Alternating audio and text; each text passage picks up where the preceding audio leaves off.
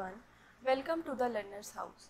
So in this video, we will discuss the solutions of topic continuous probability distribution, जिसमें हमने continuous distributions पढ़े थे जैसे कि uniform distribution, exponential, gamma and chi-square. So आज हम इस पे कुछ क्वेश्चन सॉल्व करेंगे. So पहला क्वेश्चन है, suppose that the time in days between service calls on an office copying machine. एक ऑफिस कॉपिंग मशीन है जिसमें सर्विस कॉल्स के बीच में जो टाइम है वो फॉलो करता है एक्सपोनेंशियल डिस्ट्रीब्यूशन और उसका मीन दिया है 50 डेज. तो सबसे पहला काम हम क्या करेंगे, रैंडम वेरिएबल को डिफाइन करेंगे. तो x क्वेश्चन 1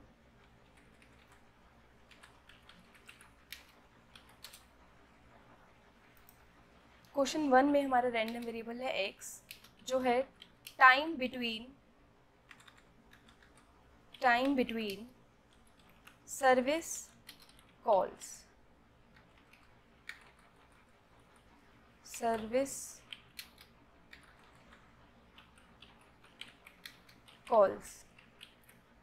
सो ये जो रैंडम वेरिएबल है x ये फॉलो कर रहा है एक्सपोनेंशियल डिस्ट्रीब्यूशन विद मीन 50. अगर मीन 50 है तो जो रैंडम वेरिएबल है उसका जो पैरामीटर है लैम्डा वो क्या हो जाएगा 1/50 क्योंकि मीन क्या होता है 1/λ. ठीक है. सो नेक्स्ट इसके आगे हमें बोला है कि क्या प्रोबेबिलिटी है that the time until the machine again require service, यानी कि दोबारा सर्विस मतलब दोबारा जो है सर्विस कॉल आए वो टाइम 55 डेज से बढ़ जाए, यानी कि दो सर्विस कॉल्स के बीच का जो टाइम है वो कितने डेज से बढ़ जाए 55 डेज से बढ़ जाए. तो यानी कि हमें क्या प्रोबेबिलिटी निकालनी है, प्रोबेबिलिटी निकालनी है हमें कि जो हमारा x है वो किससे बड़ा हो 50 डेज से बड़ा. ठीक है. सो इसको कैसे निकालेंगे, इसको हम ऐसे लिख सकते हैं, हमें 50 से बड़ी प्रोबेबिलिटी चाहिए तो हम 50 तक की प्रोबेबिलिटी को 1 से माइनस कर सकते हैं. ठीक है. So now we will insert equation editor here by pressing alt equal two. So 1 minus हमें 50 तक की प्रोबेबिलिटी चाहिए, 50 तक की प्रोबेबिलिटी. CDF का फॉर्मूला हमें ऑलरेडी पता है क्या होता है, 1 minus e raise to the power minus lambda x. So यहाँ पर हम ब्रैकेट को सॉल्व करेंगे तो यहाँ पर आएगा 1 से 1 कैंसिल हो जाएगा एंड यहाँ पर आएगा e raise to the power minus lambda x. ठीक है. So e raise to the power lambda कितना है हमारा 1/50 और x कितना है 50. तो लैम्डा इंटू में x करेंगे, e raise to the power minus lambda which is 1/50. इसको हमें ब्रैकेट में करना पड़ेगा, e raise to the power minus 1/50 ये हो गया लैम्डा. अब इसी के ऊपर हमें x भी लिखना है तो multiplied by x which is 50. So 50 से 50 कैंसिल हो जाएगा, ऊपर बचेगा e raise to the power minus 1. ठीक है. सो ये आ जाएगा यहाँ तक. अब e raise to the power minus 1 को हम अपने कैलकुलेटर से सॉल्व कर सकते हैं. सो यहाँ पे हमारा आंसर आ जाएगा 0.36787. Moving on to our next part that is B part. Find the probability that the time until the machine again requires service is longer than 50 + 2 sigma where sigma is the standard deviation of the distribution.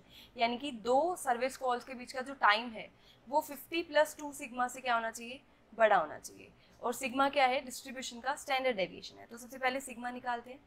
Sigma type करना है हमें symbol, तो backslash and then we will write it in word sigma. Sigma क्या होता है, sigma होता है standard deviation और जो डिस्ट्रीब्यूशन है यहाँ पर वो क्या है, एक्सपोनेंशियल डिस्ट्रीब्यूशन है. तो वेरिएंस होता है एक्सपोनेंशियल डिस्ट्रीब्यूशन का 1/λ² और जो वेरिएंस होता है 1/λ², तो फिर स्टैंडर्ड डेविएशन क्या हो जाएगा 1/λ. लैम्डा कितना है 1/50 तो इट विल बी 50. तो हमारा सिग्मा क्या हो जाएगा 50 हो जाएगा. अब हमें निकालना है x की वो बड़ा हो किससे, 50 + 2 सिग्मा से. तो 50 + 2 इंटू सिग्मा, सिग्मा कितना है 50 है. ठीक है. सो यहाँ पर आ जाएगा प्रोबेबिलिटी किसकी निकाल दे, x greater than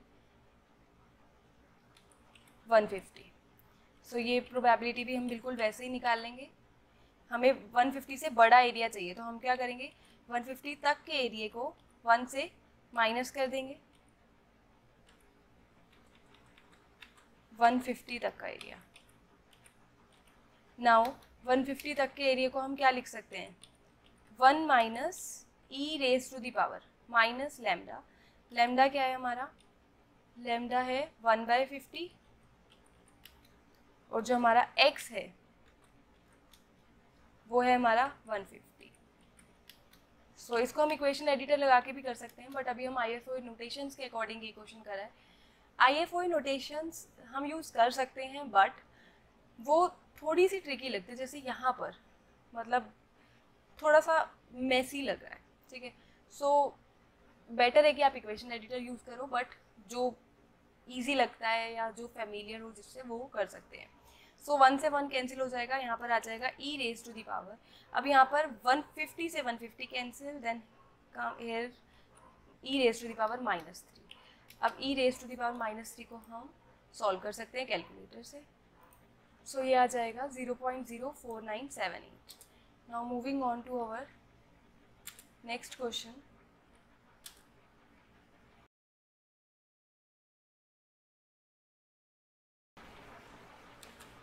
question number 2।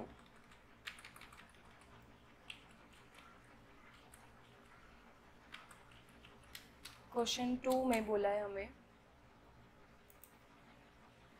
Consumer demand for milk eggs. हमने एक्स से क्या डिनोट करा है, डिमांड नहीं, मिल्क डिनोट करा है। In a metropolitan area is known to have a gamma distribution. So x जो है वो क्या फॉलो कर रहा है, गामा फॉलो कर रहा है। And we are given that the average demand is A litres. जो इसकी एवरेज डिमांड है वो क्या है, ए लीटर्स है, और जो मॉडल डिमांड है वो है बी लीटर्स। एवरेज डिमांड का मतलब है कि हमें मीन दे दिया एक्स का, और मॉडल डिमांड का मतलब है हमें एक्स का मॉड दे दिया, ठीक है। तो हमें मॉड को यानी कि बी को एक्सप्रेस करना है किसके टर्म्स में, ए के और लैम्डा के टर्म्स में। So let's do that. And ये है क्या, गामा डिस्ट्रीब्यूशन फॉलो कर रहा है, तो लैम्डा उसका पैरामीटर है, ठीक है। सो अब ये सॉल्व करते हैं। सो सेकेंड क्वेश्चन में थोड़ा सा जो है एरर है। एरर ये है कि एवरेज डिमांड हमें ए दी है और मॉडल डिमांड हमें बी दी है, यहाँ तक ठीक है, बट गामा के पैरामीटर्स है अल्फ़ा लैम्डा। तो ये जो ए लिखा है ना, इस ए की जगह अल्फ़ा है और इस ए की जगह भी अल्फ़ा है, where alpha is the parameter of gamma distribution, but ये जो ए है ये मीन है, ठीक है। सो ये करेक्शन हम कर लेंगे। अब हमें मॉड अल्फ़ा और लैम्डा के टर्म्स में लिखना है। तो सबसे पहले देखते हैं कि मॉड निकालेंगे कैसे। मॉड हमें जब भी निकालना होता है हम क्या करते हैं कि उसका मतलब मॉड इज़ समथिंग कि जिस पे प्रोबेबिलिटी मैक्सिमम हो, ठीक है। सो वो पॉइंट हमें चाहिए, तो हम क्या करेंगे कि जिसका मॉड निकालना है, हमें गामा डिस्ट्रीब्यूशन का मॉड निकालना है, हमें वो एक्स चाहिए जिस पर उसका PDF मैक्सिमम हो जाए, ठीक है। सो हमें वो एक्स चाहिए, ठीक है। तो उस एक्स को हम कैसे निकालेंगे, उस एक्स को हम मैक्सिमम मिनिमा अप्रोच से निकालेंगे। हमें यहाँ पर मैक्सिमा चाहिए तो हम डेरिवेटिव लेंगे, फिर मैक्सिमा प्रूव करेंगे, ठीक है। सो देखते हैं कैसे करेंगे। सबसे पहले हम fx देखेंगे। गामा डिस्ट्रीब्यूशन का जो fx होता है वो क्या होता है, उससे पहले रैंडम वेरिएबल है x जो फॉलो कर रहा है gamma distribution with parameter alpha comma lambda. तो हमें इसका मीन अल्फ़ा लैम्डा के टर्म्स में ही लिखना है। अब देखते हैं कि कैसे लिखेंगे। x हमें पता चल गया, PDF हम इसका HUDL टेबल से देख सकते हैं। सो HUDL टेबल ये रही। गामा डिस्ट्रीब्यूशन का जो PDF है वो ये होता है, lambda raise to the power alpha upon में गामा अल्फ़ा, ठीक है। सो इसको लिख लेते हैं, लैम्डा। इसको इक्वेशन एडिटर से करें क्योंकि इसका PDF थोड़ा सा कॉम्प्लेक्स है, नोटेशन से समझ आने में थोड़ी प्रॉब्लम होगी। Lambda raise to the power alpha upon में अल्फ़ा -1 फैक्टोरियल, यहाँ पे फैक्टोरियल भी आएगा, सो ब्रैकेट लगा के वो भी लगा देते हैं।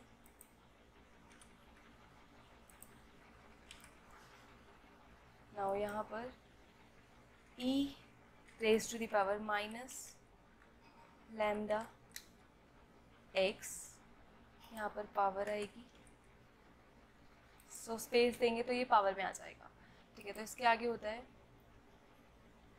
x raise to the power alpha minus 1, x raise to the power bracket में x को हम नीचे लिखेंगे पावर से नीचे, ठीक है। सो हमें राइट की प्रेस करके कर्सर को नीचे लाना पड़ेगा, x raise to the power bracket में अल्फा माइनस 1। सो अब हमें इसका डेरिवेटिव लेना है। डेरिवेटिव लेने से पहले हम एक काम करेंगे, अगर हम इसका ऐसे ही डेरिवेटिव लेंगे x के रिस्पेक्ट में तो थोड़ा सा कॉम्प्लिकेटेड हो जाएगा, तो हम इसका क्या करेंगे, पहले लॉग लेंगे। लॉग लेने से डेरिवेटिव पे कोई फ़र्क नहीं पड़ेगा, क्योंकि अगर फंक्शन इंक्रीजिंग है तो उसका लॉग भी इंक्रीजिंग होगा। हम लॉग सिर्फ इसलिए ले रहे हैं क्योंकि बस थोड़ा सा सिंप्लीफाई करने के लिए। तो लॉग लेंगे तो अल्फ़ा नीचे आ जाएगा, अल्फ़ा लॉग लैम्डा, लॉग जो यहाँ पर ले रहे हैं वो ln वाला ले रहे हैं, minus lambda. So I am just applying log, और थोड़ा सा ज़्यादा सिंप्लीफाई करके लिख रही हूँ इसमें, अल्फ़ा माइनस 1 लॉग x, ठीक है। और ये कांस्टेंट है, minus log alpha minus 1 factorial. So alpha आगे आ गया log lambda minus lambda alpha minus 1 log X, then यहाँ पे आ जाएगा। और माइनस लैम्डा के साथ जो लॉग आया था वो ई के साथ आया था, तो वो 1 हो गया, इसलिए वो नहीं लिखा। यहाँ पर भी ln। सो हमने ln ले लिया। अब हम क्या करेंगे, डेरिवेटिव लेंगे। डेरिवेटिव लेंगे किसका, ln fx का, ठीक है। ln fx का derivative with respect to x के ही रिस्पेक्ट में क्यों ले रहे हैं, क्योंकि हमें x की वैल्यू चाहिए, x की वो वैल्यू चाहिए जिस पर ये क्या हो जाए, इसका जो PDF है वो क्या हो जाए, मैक्सिमम हो जाए। तो जिसकी वैल्यू चाहिए हम उसी के रिस्पेक्ट में डेरिवेटिव जो है करते हैं, ठीक है। सो डेरिवेटिव करके आएगा x के रिस्पेक्ट में, ये 0 हो जाएगा अल्फ़ा लॉग लैम्डा, क्योंकि कांस्टेंट है, ये भी 0 हो जाएगा। बचेगा ये अल्फ़ा माइनस 1 इक्वेशन एडिटर के साथ, अल्फ़ा माइनस 1 लॉग एक्स लिखा है जहाँ पर, उसमें लॉग एक्स का जो डेरिवेटिव है, कांस्टेंट हमने लिख दिया, लॉग एक्स का डेरिवेटिव हो जाएगा 1/x, ठीक है। नाउ ये पूरा क्या है, कांस्टेंट है, एक सेकेंड, ये हाँ, ये e raise to the power minus lambda के साथ x भी होता है, ठीक है। तो ये लिख लेना, माइनस लैम्डा x भी होता है। तो यहाँ पर आ जाएगा माइनस ऑल्ट इक्वल टू लैम्डा, ठीक है। x का 1 हो गया, माइनस लैम्डा हमने नीचे लिख दिया। अब हम सबसे पहले क्या करते हैं, क्रिटिकल पॉइंट निकालते हैं, ठीक है। तो क्रिटिकल पॉइंट कैसे निकालेंगे, क्रिटिकल पॉइंट निकालने के लिए हम इसको क्या कर देंगे, डेरिवेटिव को 0 पुट कर देंगे, ठीक है। डेरिवेटिव क्या आया है हमारा, alpha minus 1 alpha minus 1 by X is equal to lambda. जब हम इसको 0 पुट करेंगे तो ये कुछ इस तरीके से आ जाएगा। फिर यहाँ से जो x की वैल्यू आएगी that will be alpha minus 1 upon में लैम्डा, ठीक है। सो ये x आ गया, x की वैल्यू आ गई। तो यही वैल्यू क्या है, मॉड है, क्योंकि ये कौन सी वैल्यू है, ये वो वैल्यू है जिसपे PDF क्या आ रहा है, मैक्सिमम आ रहा है। बट स्टिल हमें अभी मैक्सिमम प्रूव करना है। वो कैसे करते हैं हम, डबल डेरिवेटिव से। अगर डबल डेरिवेटिव नेगेटिव आ गया तो इट मीन्स कि ये जो है क्या है, मैक्सिमा है, पॉजिटिव आएगा तो मिनिमा है, ठीक है। सो डबल डेरिवेटिव जो आएगा इसका दैट विल बी, ये हमारा फर्स्ट डेरिवेटिव था, तो इसी का सेकेंड डेरिवेटिव लेंगे। लैम्डा का 0 हो जाएगा क्योंकि यहाँ पे x नहीं है। यहाँ पर alpha minus 1 constant, alpha minus 1 constant, और 1/x का हो जाएगा माइनस 1/x स्क्वायर, ठीक है। सो यहाँ पर हम देख सकते हैं कि ये जो डबल डेरिवेटिव है ये कैसा आ रहा है, नेगेटिव आ रहा है, ठीक है। तो इट मीन्स कि इस पॉइंट पे क्या है हमारा, मैक्सिमा, यानी कि ये क्या है, मॉड है।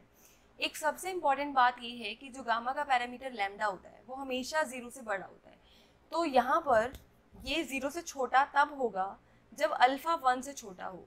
तो सबसे इम्पॉर्टेंट कंडीशन है कि मॉड जो है वो तभी एग्जिस्ट करेगा जब जो अल्फ़ा है वो क्या हो, हमेशा 1 से क्या हो, बड़ा हो।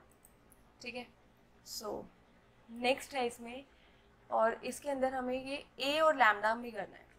ठीक है, वैसे तो अभी हमने जो करा है वो अल्फ़ा और लैम्डा में करा है, ये रहा अल्फ़ा और लैम्डा में करा है, बट अगर हमें इसको ए और लैम्डा में करना हो तो हम कैसे करेंगे? मॉड को हम बी से लिखेंगे, ऐसा गिवन है क्वेश्चन में। हम दोनों से कर लेते हैं, वैसे सही इसमें अल्फ़ा वाला है, ये अल्फ़ा ही था क्वेश्चन में, बट हम ए के टर्म्स में भी कर सकते हैं। ठीक है, तो ये हो गया alpha by lambda minus 1 by lambda. ठीक है, सो यहाँ पर भी बैक स्लैश ताकि ये सिंबल में आ जाए। सो हम इसको ऐसे लिख सकते हैं alpha by lambda minus 1 by lambda. Now ये जो अल्फ़ा बाय लैम्डा है ये क्या है? ये है मीन, जिसको हमने ए से डिनोट किया है, ए माइनस 1 बाय लैम्डा। ठीक है, तो हमें इसको ए के टर्म्स में भी अगर लिखना हो तो हम इसको ऐसे लिख सकते हैं। नाउ जो इसका सेकेंड पार्ट है वो है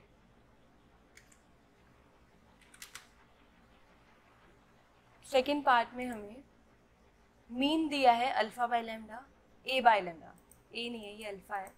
ठीक है, क्योंकि मीन तो अल्फ़ा बाय लैम्डा ही होता है, मीन है अल्फ़ा बाय लैम्डा, यानी कि मतलब पूरे क्वेश्चन में सब सही है, ये ए भी ठीक है एक तरीके से, मतलब यहाँ ए भी लिख सकते हो अल्फ़ा भी लिख सकते हो, आपकी अपनी चॉइस है, और दोनों तरीके से आप सॉल्व भी कर सकते हो। ठीक है, यहाँ पर अल्फ़ा लिख लेना, बस ये करेक्शन कर लेना। तो हमें वेरिएंस चाहिए in terms of A and B. अब वेरिएंस कैसे निकालेंगे?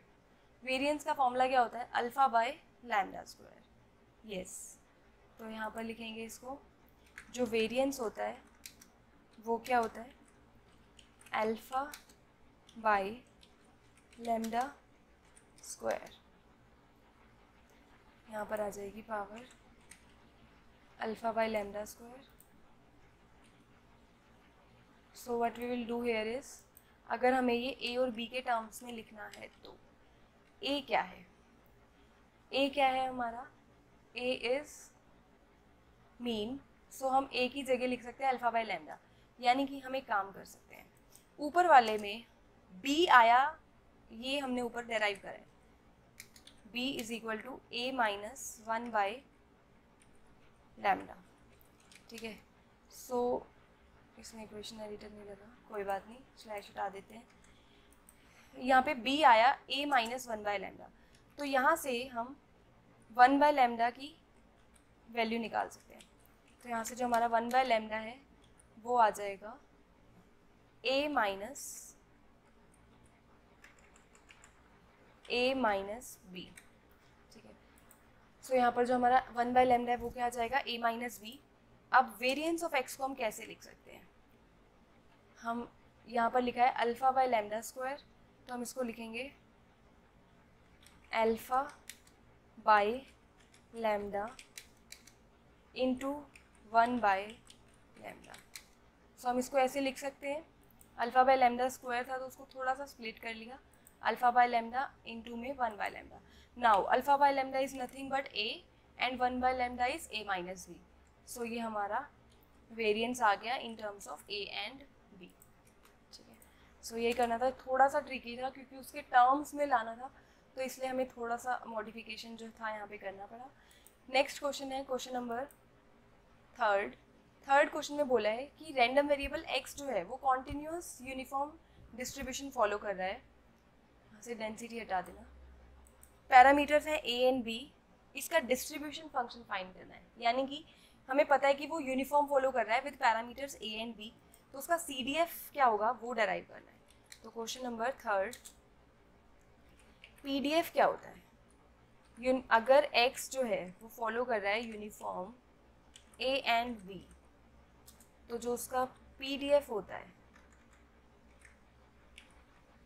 वो होता है 1 बाय b माइनस a। ठीक है, सो हमें इसका CDF चाहिए। अब CDF डराइव करने के लिए हम क्या करते हैं कि स्टार्ट से लेके x तक कोई डमी वेरिएबल s बना के इंटीग्रेट करते हैं ओवर दी रेंज।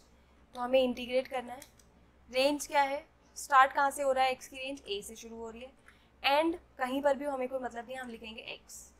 ठीक है, अब रैंडम वेरिएबल है जो PDF है उसका वो है 1/b-a, तो हम dx नहीं लिखेंगे, उसके जगह कोई और डमी वेरिएबल बनाएंगे। सपोज हमने s बना लिया तो हम इसको लिख सकते हैं ds/b-a,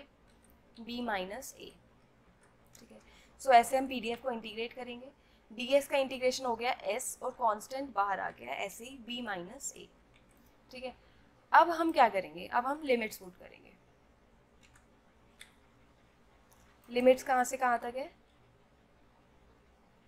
वेरी गुड। लिमिट्स हैं a से x तक, ठीक है। यहाँ पर ये माइनस आ गया, a से x तक लिमिट्स है, ठीक है। तो 1/b- से ऐसे ही लिखेंगे, s की जगह पहले x फिर माइनस में a, यस। तो इसको ब्रैकेट में लिख लेते हैं ताकि पूरे पे फ्रैक्शन आ जाए, डिवाइडेड बाय b-a, ठीक है। सो ये CDF है किसका? यूनिफॉर्म डिस्ट्रीब्यूशन का। सो अब करेंगे क्वेश्चन नंबर 4। क्वेश्चन नंबर 4 में क्या बोला है? Let's see. Show that if a random variable has an exponential distribution with mean lambda, यानी कि कोई रैंडम वेरिएबल है जिसका मीन है लैम्डा और वो एक्सपोनेंशियल डिस्ट्रीब्यूशन फॉलो कर रहा है। तो पहले रैंडम वेरिएबल डिफाइन करते हैं। x क्या है वो हमें पता नहीं है, बस इतना पता है कि वो एक्सपोनेंशियल फॉलो कर रहा है मीन लैम्डा के साथ। तो इसका मतलब जो उसका पैरामीटर है वो क्या हो जाएगा? 1/λ, ठीक है। आगे हमें बोला है that the probability that it will take on a value less than this is p, यानी कि इस रैंडम वेरिएबल की वैल्यू इससे छोटी हो तो उस बात की प्रोबेबिलिटी p हो। So let's check -λ ln 1 - p। So हमें क्या करना है? प्रोबेबिलिटी x लेस देन कितना? -λ ln 1 - p, ठीक है। तो हमें इससे छोटी प्रोबेबिलिटी निकालनी है। So let's check, -λ ln 1 - p लिखा है यहाँ पे, हाँ -λ, ठीक है। अब CDF का फॉर्मूला क्या होता है? e⁻⁻x। तो यहाँ पे हमारा लैम्डा क्या है? 1/λ, तो हम उसको लिख लेंगे पहले -1/λ। ये हमारा लैम्डा है। इनटू में x क्या है? x है जहाँ तक की प्रोबेबिलिटी निकालनी है, तो ये क्या है? -λ ln 1 - p। हमें यहाँ तक की प्रोबेबिलिटी निकालनी है, ठीक है। तो देखने में थोड़ा सा कॉम्प्लिकेटेड लग सकता है बट ये बहुत ही इजी क्वेश्चन है। सो यहाँ पर अगर हम देखें,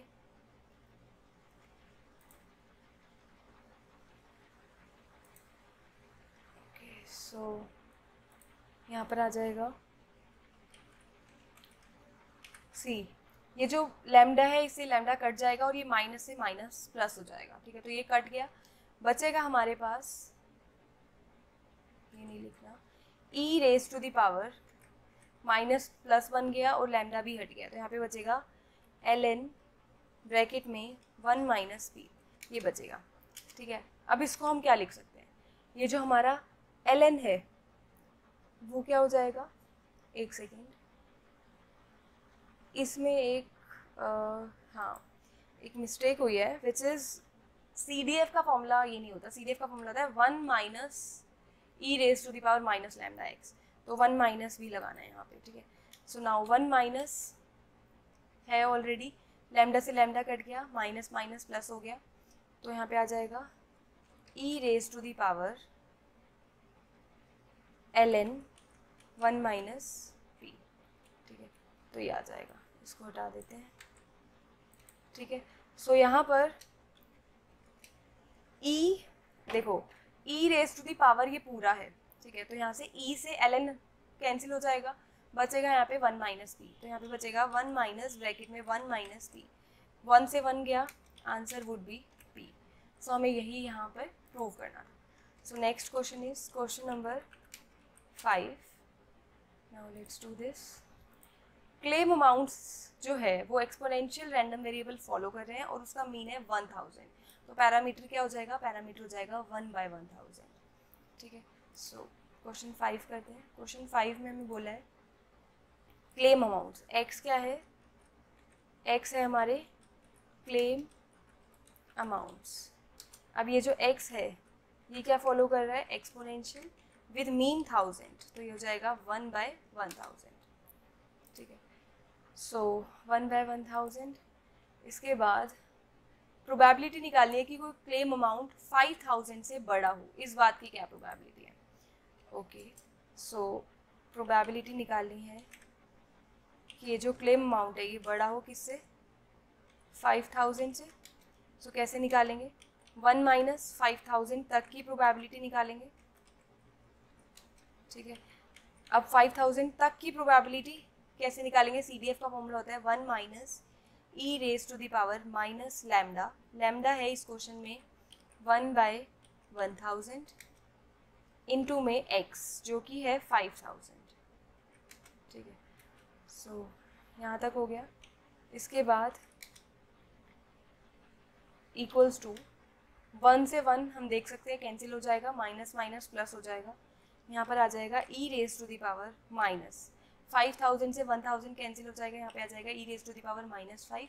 अब इस ई रेज टू द पावर -5 की वैल्यू हम अपनी कैलकुलेटर से निकाल सकते हैं, ठीक है। सो ये वैल्यू आ जाएगी 0.006737, ठीक है। Now our next question is question number 6। Question number 6 में बोला है कि ratio of the standard deviation to the mean of a random variable is called coefficient of variation. यानी कि कोफिशिएंट ऑफ वेरिएशन क्या होता है, कोफिशिएंट ऑफ वेरिएशन होता है स्टैंडर्ड डेविएशन अपॉन में मीन, ठीक है। सो ये क्वेश्चन हमने डिस्क्रीट में भी किया था। हमें बोला है कि अगर हम मीन को बढ़ा दें, whether increasing the mean of the random variable increases, decreases और has no effect on the value of the coefficient of variation, वहाँ पर शायद हम वेरिएंस इंक्रीज कर रहे थे, यहाँ पर हम मीन इंक्रीज कर रहे हैं, ठीक है। तो सबसे पहले काई स्क्वायर डिस्ट्रीब्यूशन के लिए बताना है। उस पर जाने से पहले एक चीज़ मैं आपको बता दूं कि काई स्क्वायर डिस्ट्रीब्यूशन का जो मीन है वो होता है डिग्री ऑफ फ्रीडम के इक्वल, और जो वेरिएंस है वो होता है double of the degree of freedom, ठीक है। सो यहाँ से वो निकाल लेते हैं हम। क्वेश्चन 6 में जो मीन है वो क्या है, एक सेकेंड, हाँ इसमें एक और पार्ट था, 5th में सेकेंड पार्ट भी है कि जो क्लेम अमाउंट की प्रोबेबिलिटी है वो 5000 से बड़ी हो, बट हमें ये पता है कि वो 1000 से तो बड़ी है, ये पता है ऑलरेडी, तब बताना है कि 5000 से बड़ी हो इस बात की प्रोबेबिलिटी। तो ये कर लेते हैं पहले। तो सेकेंड पार्ट में हमें बोला है कि क्या प्रोबेबिलिटी कि वो 5000 से बड़ी हो, गिवन दैट कि वो क्लेम अमाउंट 1000 से बड़ा है, ठीक है। सो ये निकालना है हमें 5000 से बड़े होने की प्रोबेबिलिटी। सो इस तरीके से इसको डिफाइन करना था, इसमें थोड़ी बहुत प्रॉब्लम होती है। ये कंडीशनल प्रोबेबिलिटी का क्वेश्चन है और इसका फॉर्मूला जो होता है उसमें न्यूमरेटर आता है इन दोनों का इंटरसेक्शन। तो इंटरसेक्शन हम देख सकते हैं, हमें बोला है कि x एक बार 1000 से बड़ा है, एक बार 5000 से बड़ा है। तो अगर वो 5000 से बड़ा है तो इट मीन्स अल्टीमेटली वो x 1000 से तो बड़ा होगा ही, तो यानी कि इनका इंटरसेक्शन हो जाएगा कि वो 5000 से बड़ा है, और डिनोमिनेटर में आ जाता है जो गिवन होता है। तो यहाँ पे आ जाएगा x इज़ ग्रेटर देन 1000, ठीक है। सो अब हम इसका फॉर्मूला लगाएंगे, तो ये आ जाएगा e raise to the power, ये 5000 से बड़ा है ये तो हमने ऑलरेडी निकाल ही रखा है 0.006737, और 1000 से बड़ा है ये भी हम निकाल सकते हैं। बस हमें क्या करना है, इस 5000 की जगह हम क्या रख देंगे, 1000 रख देंगे, ये पूरा कैंसिल हो जाएगा, यहाँ पे e raise to the power -1 आएगा, ठीक है। तो ये जस्ट कैलकुलेशन पार्ट है, ये आप कर सकते हो। नाउ काई स्क्वायर डिस्ट्रीब्यूशन के लिए मीन होता है v, अगर ये इसकी डिग्री ऑफ फ्रीडम है तो, और वेरिएंस होता है 2v, ठीक है। तो इसका जो कोफिशिएंट ऑफ वेरिएशन का जो रेशियो होगा वो होगा, कोफिशिएंट ऑफ वेरिएशन होता क्या है, स्टैंडर्ड डेविएशन अपॉन में मीन, स्टैंडर्ड डेविएशन अपॉन में मीन होता है। तो स्टैंडर्ड डेविएशन का मतलब है यानी कि √2v, तो ये आ जाएगा SQRT √2v अपॉन में, स्टैंडर्ड डेविएशन लिख दिया, अपॉन में मीन जो कि है v। तो हम इसको सॉल्व करेंगे तो ये आएगा रूट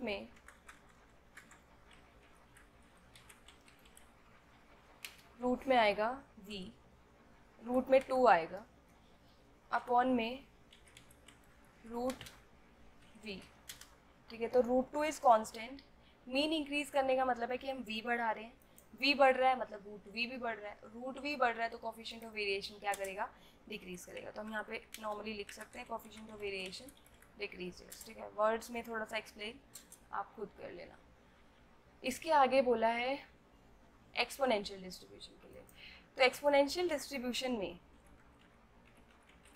जो मीन होता है वो ही उसका क्या होता है, स्टैंडर्ड डेविएशन होता है।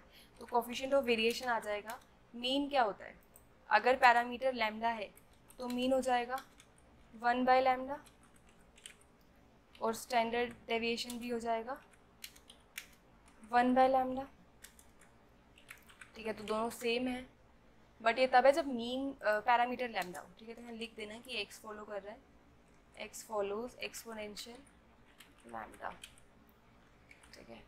सो इन दोनों को डिवाइड करेंगे रेशो में तो ये 1 आ जाएगा, यानी कि अगर कोफिशिएंट ऑफ वेरिएशन 1 है तो लैम्डा बढ़े या कम हुए उससे कोफिशिएंट ऑफ वेरिएशन पे कोई असर नहीं पड़ेगा, तो ये क्या रहेगा, constant. So now next question, question number 7। Question number 7 में हमें बोला है कि x फॉलो कर रहा है गामा 10, तो जो x है वो l से बड़ा हो, इस बात की प्रोबेबिलिटी हमें दे रखी है और l की वैल्यू निकालनी है, ठीक है। तो x जो है वो l से बड़ा हो, ये दे दिया। x क्या फॉलो कर रहा है, गामा विथ पैरामीटर्स 10, और प्रोबेबिलिटी क्या निकालनी है कि जो x है वो किससे बड़ा हो, l से, ये दे रखा है मतलब 0.01।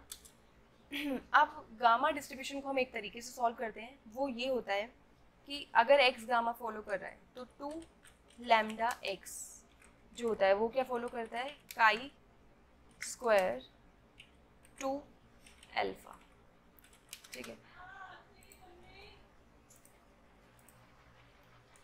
सो इसमें हमें क्या करना है कि x अगर गामा फॉलो कर रहा है तो 2 lambda x chi square follow करेगा। लैम्डा कितना है हमारा 10, तो हम इसको लिख सकते हैं कि हमारा जो 20x है 2 × 10 20x क्या फॉलो करेगा, काई स्क्वायर विथ पैरामीटर, यहाँ पर c आएगा, chi square with parameter 2 alpha, यानी कि काई स्क्वायर विथ पैरामीटर 20, ठीक है। सो हमें प्रोबेबिलिटी निकालनी है कि जो x है वो l से बड़ा हो, ठीक है। तो x की जगह हम क्या लिखेंगे, 20x लिखेंगे, क्योंकि हमें x की हम प्रोबेबिलिटी ऐसे नहीं निकाल सकते, तो हम उसको किस में चेंज करते हैं, काई स्क्वायर में। तो 20x किससे बड़ा हो, 20l से।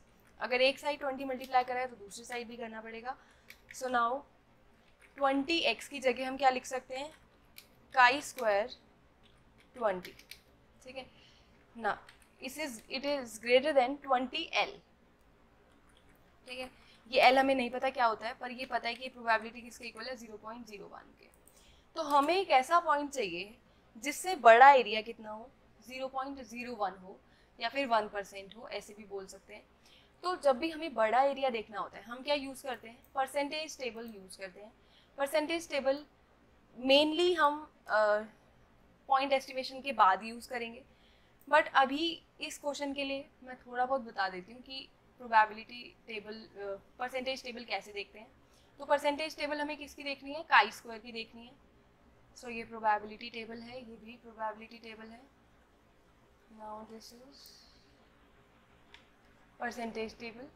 तो यहाँ पर हमें बोला है कि जो एरिया है वो कितना है, 1% है, यानी कि 1% का मतलब ये 0.01, एक बार ही चेक कर लेते हैं। जो एरिया है वो कितना है, 0.01, यस इट इज़ 0.01, ओके।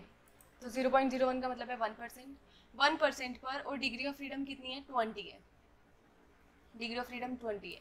तो ये एरिया किस पॉइंट से बड़ा एरिया, ये वो पॉइंट है जिससे बड़ा एरिया कितना है, 1% है 20 डिग्री ऑफ फ्रीडम पे। यही पॉइंट हमें चाहिए था, तो ये कितना है 37.57। तो यहाँ पर ये पॉइंट कितना आ गया हमारा, 37.57, बट ये L की वैल्यू नहीं है, ये 20L की वैल्यू है। तो 20L की वैल्यू है 37.57। एक इम्पॉर्टेंट बात, अगर हम ऐसा कुछ भी एग्जाम में यूज़ करेंगे ट्यूटोरियल टेबल से, तो हमें साथ में लिख देना है कि हमने कौन से पेज से लिया है, ठीक है। सो ये एग्जाम में याद रखना है, बाकी अभी हम नहीं भी लिखेंगे तो चल जाएगा। सो L की वैल्यू आ जाएगी 37.57 डिवाइडेड बाई 20। सो ये डिवाइड करके हमारा आंसर आ जाएगा, it will B 1.8785। It will B 1.8785. ठीक है, सो ये हमारा एल आ गया.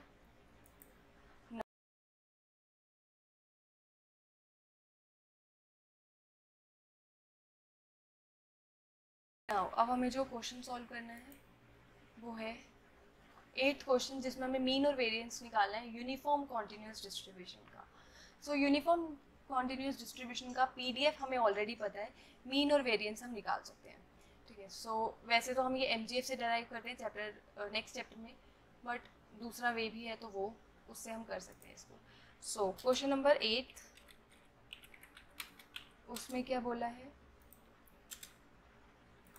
कि जो x है वो क्या फॉलो कर रहा है, यूनिफॉर्म. दिया नहीं है रेंज, तो a से b ले लेते हैं. तो जो पीडीएफ है वो हो जाएगा 1/b माइनस a. ठीक है, सो मीन जो होता है, मीन होता है कि पूरी रेंज में इंटीग्रेट कर दो, और यहाँ पे हम x की एक्सपेक्टेशन निकाल रहे हैं, तो x को यहाँ पर लिखेंगे पहले. इंटीग्रेशन रेंज क्या है इसकी, रेंज है a से b तक की, और x का मीन चाहिए तो x से मल्टीप्लाई करा किसको, पीडीएफ को. पीडीएफ है b माइनस a. ठीक है, तो यहाँ पे आ जाएगा dx. 1/b माइनस a को हम ले लेंगे कांस्टेंट, और x dx का इंटीग्रेशन हो जाएगा x²/2, और इसकी जो रेंज है वो है a से b तक. ठीक है, सो बस यही काम करना था. अब इस रेंज की वैल्यूज जो है इसको यहाँ पे पुट करेंगे, तो यहाँ पे आ जाएगा 1/b माइनस a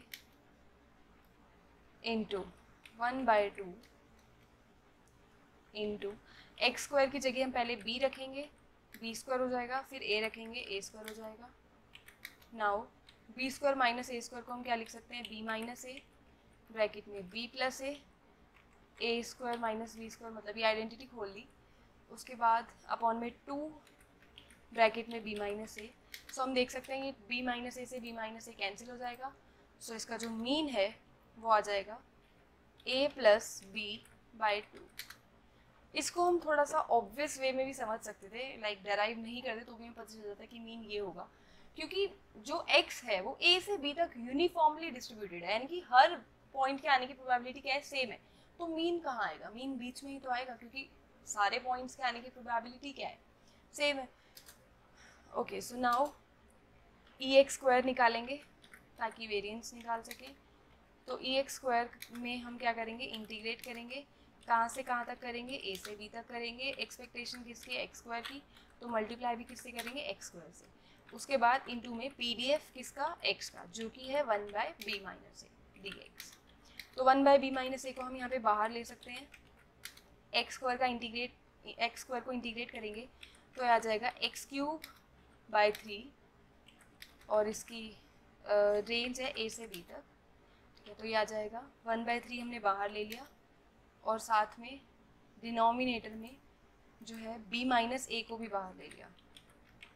ठीक है, सो x³ की जगह हम क्या लिखेंगे, पहले b रखेंगे, b³ बन जाएगा, फिर a रखेंगे, a³ बन जाएगा. ठीक है, अब इसकी एक आइडेंटिटी होती है b³ माइनस a³ की, वो होती है b minus a b² plus a² plus ab. सो ये आइडेंटिटी होती है, हमने इसको खोल दिया 3b माइनस a. अब b माइनस a से b माइनस a कट जाएगा, और यहाँ पर आ जाएगा b² plus ab plus a² upon में 3. तो इसको ब्रैकेट में लिख लेते हैं क्योंकि इस पूरे के नीचे हम 3 चाहते हैं. सो अपॉन में 3.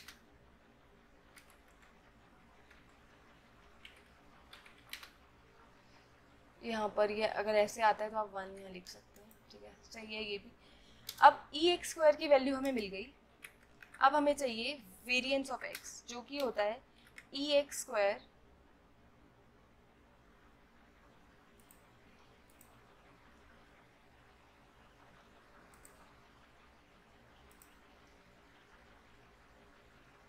सो ये होता है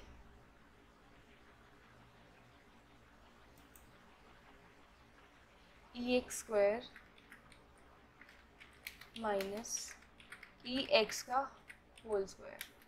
ठीक है, सो ये ई एक्स स्क्वायर हमें पता है, हमने अभी अभी डेराइव करा है, जो कि क्या है B square plus A B plus A square upon में 3, ठीक है, माइनस मीन है a प्लस बी, इसका स्क्वायर करेंगे तो यहाँ पे आ जाएगा a square plus B square, sorry a plus B है ना यहाँ पे, तो ये आएगा a प्लस बी का होल स्क्वायर अपॉन में 4, ठीक है। सो इसको इक्वेशन एडिटर में लिखने का फ़ायदा यही होता है कि थोड़ा सा कॉम्प्लेक्स लगता नहीं है, ठीक है। सो बी स्क्वायर, अब हमें एलसीएम लेना है बस, फिर हो जाएगा ये। सो यहाँ आ जाएगा एलसीएम, इनका आएगा 12, ठीक है। तो मैं डायरेक्ट एलसीएम लेके सॉल्व कर रही हूँ, वो पार्ट आप एलसीएम वाला पार्ट आप खुद कर सकते हैं। एलसीएम आ जाएगा 12, उसके बाद ये हो जाएगा 4b स्क्वायर न्यूमरेटर में plus 4ab plus 4a square, ठीक है, प्लस में नहीं माइनस है ना, माइनस में आ जाएगा 3a square minus 3b square minus 6ab, ठीक है, अपॉन में आ जाएगा 12, बट वो पूरे के अपॉन में आएगा तो यहाँ पे ब्रैकेट्स लगा देते हैं। अब जस्ट बेसिक मैथमेटिक्स हम सॉल्व करेंगे तो ये आ जाएगा 4a स्क्वायर से a स्क्वायर 3a स्क्वायर गया, बचा a square and then it will be b square, a square plus b square,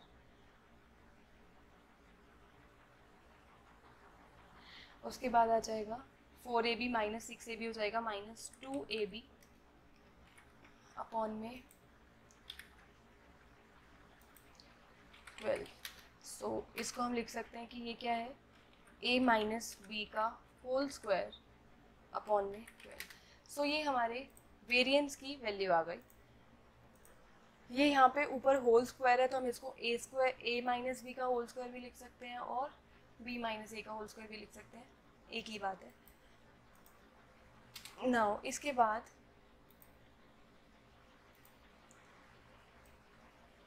अगर x फॉलो करता है गामा 2,4 तो हमें इसका मीडियन जो है निकालना है। मीडियन कैसे निकालेंगे? मीडियन वो वैल्यू होती है x की जहाँ तक का एरिया 50% होता है, ठीक है। तो x फॉलो करता है gamma 2,4। Now let's do it. Question है 9 जिसमें हमारा x जो है वो क्या फॉलो कर रहा है, गामा विथ पैरामीटर 2,4, ठीक है। सो इसका जो x फॉलो कर रहा है गामा 2,4। नाउ जो इसका मीडियन होगा वो क्या होगा, मतलब एक ऐसा एरिया जहाँ तक, एक ऐसा पॉइंट, तो हमने उसको m मान लिया, जहाँ तक का एरिया कितना है 0.5, ठीक है, 50% एरिया है क्योंकि ये। सो नाउ ये वैल्यू कैसे निकालेंगे देखते हैं। तो गामा है काई स्क्वायर में कन्वर्ट तो करना पड़ेगा, तो काई स्क्वायर में कन्वर्ट करेंगे तो ये हो जाएगा कि 8x यानी कि 2 लैम्डा, लैम्डा है 4 तो 2 लैम्डा हो जाएगा 8। तो 8x जो है वो क्या फॉलो करेगा, that will follow chi square 2 alpha, यानी कि ये क्या फॉलो करेगा, काई स्क्वायर 4 फॉलो करेगा। सो नाउ हमें प्रोबेबिलिटी चाहिए कि x जो है वो m तक का हो, तो इसको 8 बना देंगे, 8x, यहाँ 8 मल्टीप्लाई कर रहे हैं तो m में भी 8 मल्टीप्लाई करेंगे, आ जाएगा 8m, तो ये हो जाएगा 0.5। नाउ ये आ गया। अब इसको हम ऐसे भी लिख सकते हैं, 8x की जगह काई स्क्वायर 4, काई स्क्वायर 4 लिख सकते हैं इसको। काई स्क्वायर 4 तक का एरिया, 8m तक का एरिया मतलब कितना है 0.5। सो अगेन हम इसको परसेंटेज टेबल से देखेंगे। अब गामा की परसेंटेज टेबल निकालते हैं। सो ये आ जाएगी, ये रही परसेंटेज टेबल। यहाँ पे हमें ऐसा पॉइंट चाहिए जिससे बड़ा एरिया या जहाँ तक का एरिया 50% हो। अगर वहाँ तक का एरिया 50% है तो उससे बड़ा भी 50% होगा तो हम परसेंटेज टेबल से कर सकते हैं, बट यहाँ पर ये जो है <= में है, ठीक है, तो इसको हम ग्रेटर देन में भी लिख सकते हैं। चाहे आप 1 माइनस करके ग्रेटर देन में लिखो तब भी यही आएगा, या जनरल नॉलेज से लिखो कि अगर उससे छोटा एरिया 50% है तो उससे बड़ा एरिया भी 50% होगा। कोई भी वे हम यूज़ कर सकते हैं। तो इससे बड़ा एरिया कितना होगा, 8m इज इक्वल टू 0.5। यहाँ पर इक्वल टू भी लगाना चाहे तो लगा सकते हैं, greater than equal to chi square 4 greater than equal to. ठीक है, सो यहाँ तक का एरिया ये हो जाएगा। अब हमें एक ऐसा पॉइंट चाहिए जहाँ तक का एरिया कितना हो, जिससे बड़ा एरिया कितना हो, 50% हो। ठीक है, तो जिससे बड़ा एरिया 50% हो, डिग्री ऑफ फ्रीडम है हमने दिया 4, 50% ये रहा, और डिग्री ऑफ फ्रीडम 4 ये रही। तो एरिया कितना आ रहा है, 3.357। ठीक है, सो एरिया कितना आ रहा है, 3.357। तो हमारा 8m इक्वल हो जाएगा 3.357। तो जो m है वो आ जाएगा 3.357 डिवाइडेड बाय 8। ठीक है, सो अब आप इसको सॉल्व कर सकते हो। सो आज की वीडियो में इतना ही। जितने क्वेश्चंस मैंने कराए थे मैंने सारे आपको करवा दिए हैं। सो अगर अभी भी कोई डाउट आ रहा है, so feel free to post that in comment, I will reply for sure. So video पसंद आई हो तो like, comment, share and subscribe to Learners House. Thank you.